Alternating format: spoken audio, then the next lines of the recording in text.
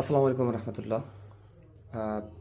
শরীফ ওসমান হাদি ভাইকে আমরা চিনি একজন সাহসী এবং দেশপ্রেমিক মানুষ হিসাবে।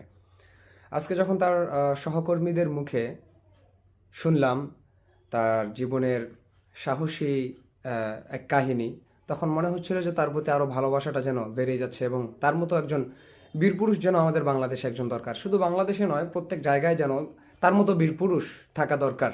ন্যায় এবং ইনসাফের ভিত্তিতে সমাজ গঠন করতে হবে।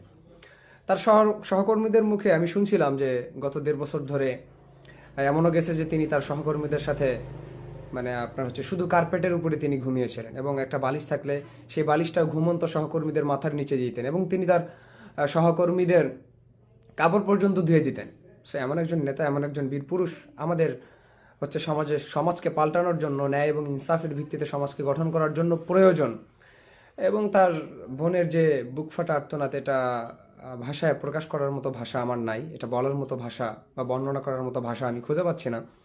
তো যাই হোক, এত মানুষের দোয়া এবং এত মানুষের ভালোবাসা, হয়তো আল্লাহ পাক রব্বুল আলামিন তার পরিকল্পনা, রবের পরিকল্পনা যদি ঠিক থাকে হয়তো আমাদের মাঝে ফিরিয়ে দিবেন। এবং তিনি ফিরিয়ে দিলে যতটা শক্তি নিয়ে তিনি কাজ করতেন, ইনশাল্লাহ ভবিষ্যতে তিনি আরও মানে বড় কোনো পর্যায়ে কাজ করবেন ইনশাআল্লাহ। এবং এরকম একজন বীরপুরুষ আমাদের দরকার। আর যদি রবের পরিকল্পনা যদি ভিন্ন হয়, তিনি যদি ভিন্ন কোনো পরিকল্পনা করে রাখেন হাদি ভাইয়ের জন্য, তাহলে আল্লাহ পাক রব্বুল আলামিন এরকম হাদি ভাইকে এবং এরকম কোটি কোটি হাদি ভাইকে প্রত্যেক ঘরে ঘরে জন্ম করাবেন ইনশাল্লাহ। এরকম হাদি ভাই প্রত্যেক ঘরে ঘরে জন্মাবে এবং ন্যায় এবং ইনসাফ, সত্য, এগুলোর ভিত্তিতে সমাজকে পরিবর্তন করবে ইনশাল্লাহ।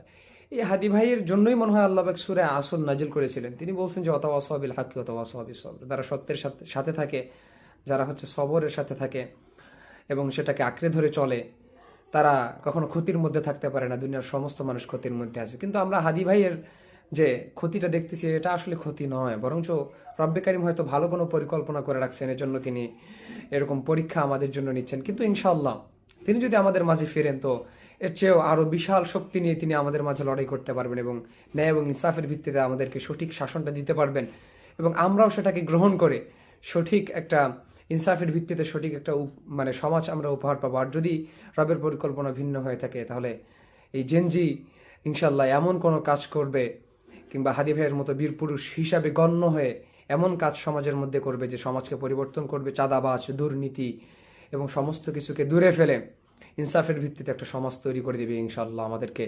এবং কোরআন সুন্নাহর ভিত্তিতে নবীর আদর্শ অনুযায়ী আমরা আমাদের সমাজকে পরিবর্তন করতে পারবো ইনশাল্লাহ। এখন শুধু এতটুকুই যে হাদি ভাইয়ের জন্য দোয়া, আল্লাহ পাক যেন সহিহ সালামতে তাকে আবারও আমাদের মাঝে ফিরিয়ে দেন ইনশাআল্লাহ।